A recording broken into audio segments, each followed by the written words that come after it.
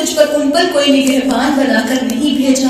اور وہ کہتے ہیں اطاعت ہوگی. پھر جب تیرے پاس سے نکلتے ہیں تو ان میں سے ایک گروہ رات کو اس کے خلاف مشورے کرتا ہے. جو وہ کہہ رہا تھا اللہ لکھ رہا ہے جو وہ رات کو مشورے کرتے ہیں. بس آپ ان سے منہ موڑ لیجئے, اللہ پر بھروسہ رکھیں اور اللہ تعالیٰ گواہ کافی ہے. مشرکین مکہ وہ بھی. اور اس کے بعد اللہ کے نبی صلی اللہ علیہ وسلم جب مکہ سے مدینہ ہجرت کر کے آئے تو مدینہ کے اندر جو منافقین, اب یہ منافقین نبی سارا دن نبی کے پاس رہتے تھے. اللہ کے نبی صلی اللہ علیہ وسلم کو کیا کہا کرتے تھے کہ اللہ کے نبی ہم نے آپ کی بات سن لی ہے, اب ہم کل ایسا ہی ایسا کریں گے, سب کچھ کریں گے. لیکن رات کو اکٹھے ہوتے تھے سارے یہودی, سارے منافقین اکٹھے ہو کے اللہ کے نبی کے خلاف پلاننگ کر رہے ہیں. اب خود سوچئے, آپ کو پتا چل جائے, مجھے پتا چل جائے کہ آپ ہمارے خلاف فلاں جگہ بیٹھ کے لوگ پلاننگ کر رہے ہیں, آپ اور میں کیا کریں گے؟ رونے لگ پڑیں گے. ہم اپنا کام ہی نہیں صحیح طرح کر پائیں گے. تو اللہ تعالیٰ نے فرمایا اللہ کے نبی صلی اللہ علیہ وسلم آپ نے پریشان نہیں ہونا, جو یہ باتیں کر رہے ہیں ہم لکھ رہے ہیں اور اس کا بدلہ ہم ہی لوگوں کو دیں گے. اور فرمایا آپ نے اللہ پر بھروسہ رکھنا ہے اور اللہ ہی کارساز کافی ہے. فرمایا افلا یتدبرون القرآن, کیا وہ قرآن میں غور و فکر نہیں کرتے؟ تدبر دبر سے, اور دبر کہتے ہیں روٹ, یہی جڑ کو. کیا یہ لوگ قرآن کی گہرائی تک نہیں جانتے؟ کیا یہ قرآن کی ہر آیت کی جڑ تک, یعنی وجہ کیوں نازل ہوئی, اس میں ہمارے لیے کیا کیا سبق ہے؟ یقین کریں اگر آپ اور میں ہم قرآن کو ڈیپلی پڑھنا شروع کریں تو ہمارے 2 گھنٹے صرف 1 سے 2 آیات کے لیے کافی ہوتے ہیں, بلکہ یہ گھنٹے بھی تھوڑے رہ جاتے ہیں اور آیات پھر بھی پوری نہیں ہوتی اگر ہم صحیح معنوں میں تدبر کی کوشش کریں. اللہ تعالیٰ نے پوچھا ہے, اللہ تعالیٰ نے سوال کیا ہے, کیا وہ قرآن کو غور و فکر نہیں کرتے؟ اور فرمایا اگر یہ قرآن اللہ کے علاوہ کسی اور کی طرف سے ہوتا, اس میں بڑا ہی اختلاف بات ہے. وہ جب ان کے پاس امن یا خوف میں کوئی معاملہ آتا ہے تو اسے مشہور کر دیتے ہیں, اور اگر وہ اسے رسول اور اسے حکم دینے والوں کی طرف لوٹاتے تو وہ لوگ اسے ضرور جان لیتے جو ان میں سے اس کا اصل مطلب نکالتے ہیں. اگر تم پر اللہ کا فضل اور اس کی رحمت نہ ہوتی تو بہت تھوڑے لوگوں کے سوا تم سارے کے سارے شیطان کے پیچھے لگ جاتے. نبی صلی اللہ علیہ وسلم نے فرمایا کفا بالمرء کذبا ان یحدث بکل ما سمع. اللہ کے نبی نے فرمایا کسی شخص کے جھوٹا ہونے کے لیے اتنا ہی کافی ہے کہ جو وہ کچھ سنے اسے بغیر تحقیق کے آگے پہنچا دے. آج ہم بغیر تحقیق کے ایک بات آگے کیسے پہنچاتے ہیں؟ کسی نے بھی کچھ ویسی بات کی اور ہم نے اس کو آگے پھیلا دیا, اور آج یہ گناہ ہم بہت زیادہ کرتے ہیں سوشل میڈیا ہونے کے. کوئی جھوٹی خبر کسی کے ہاتھ لگی, بجائے اس کی تحقیق کی جائے اس کو آگے شیئر کر دیا جاتا ہے. اللہ کے نبی نے کیا فرمایا؟ بندے کے جھوٹا ہونے کے لیے کا گویا ہم جھوٹوں میں شمار ہو رہے ہوتے ہیں سر, جبکہ ہونا کیا چاہیے, کوئی ایسا معاملہ پتا چلے تو اس کی تحقیق کرنی چاہیے.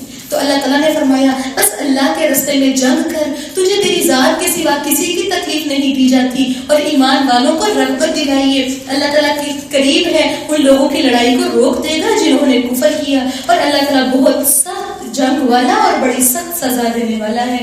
من یشفع شفاعۃ حسنۃ, فرمایا حسنۃ یکن لہ نصیب منها, جس شخص نے سفارش کی, شفاعت کی, تو فرمایا یکن لہ نصیب منها, اس کو اس میں سے اتنا ہی حصہ ملے گا. اور جو کوئی سفارش کرے گا کسی برائی کی تو اس میں سے بھی اس کو بوجھ اٹھانا پڑے گا, اور بے شک اللہ تعالیٰ ہر چیز پر نگہبان ہے.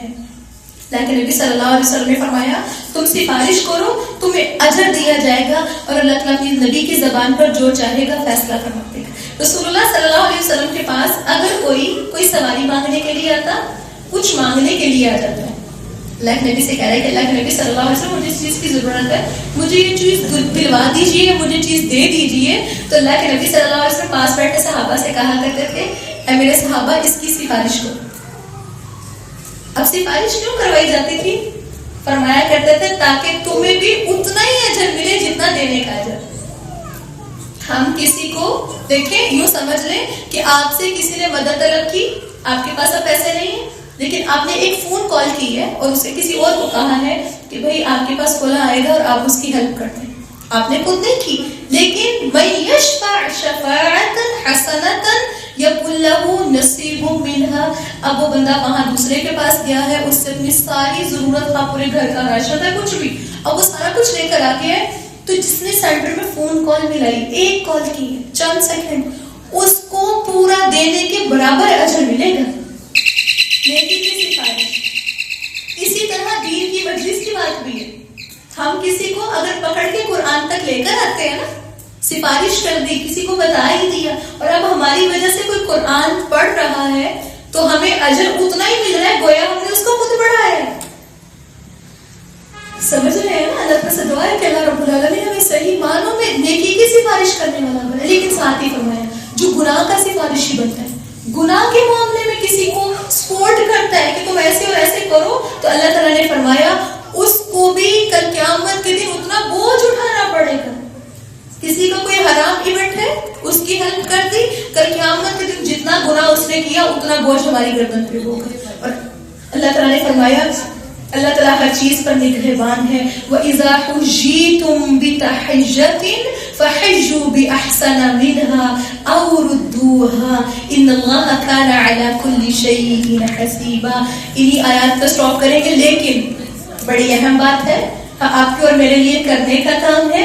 اللہ نے فرمایا جب آپ کو سلامتی کی دعا دی جائے تو پھر آپ اس کو فَحِجُّوا بِأَحْسَنَ مِنْهَا، احسن افضل کیا ہے، یہ اسم تفضیل بنتی، کمپیئر کر دیا گیا، جتنی آپ کو دعائے سلام دی گئی آپ اس سے بڑھا کر زیادہ اچھا دیں، یا پھر اردوہا، اور نہیں تو ایسا ہی ایسا اس کو واپس دیں۔ مطلب کیا ہے؟ جب کوئی ہمیں سلام کہہ رہا ہے، سلامتی کی دعا دے رہا ہے، تو اللہ نے ہمارے پر فرض کیا کیا ہے اس کو اس سے بہتر جواب دینا۔ بہتر جواب کیا ہوگا؟ السلام علیکم اکیلے کے بدلے میں پورا جواب رحمت اللہ اور مبارکاتہ کا اضافہ کیا جائے۔ اگر بندے نے جسٹ سلام کہا، آپ اس کو مسکرا کر جواب دے رہے، یہ احسان ہے۔ تو ساتھ ہی اللہ تعالیٰ میں دیکھو اللہ ہر چیز کا حساب رکھنے والا ہے، یہ اللہ تعالیٰ نے فرض کیا۔ آج دیکھیں حدیث سے پتہ بھی چلتا ہے اس میں سلام کرنے کی بہت زیادہ فضیلتیں ہیں، سلام میں پہل کرنی چاہیے۔ اللہ کے نبی نے فرمایا تم سلامتی میں پہل کرو، سلام کرنے میں پہل کرو، سلامتی کے ساتھ جنت میں داخل ہو جاؤ۔ سلامتی کی دعا ہے نا جو ہم دیتے ہیں۔ بہرحال اس ٹاپک کو انشاءاللہ باقی کل بھی ریپیٹ کریں گے۔ وآخر دعوانا الحمدللہ رب العالمین۔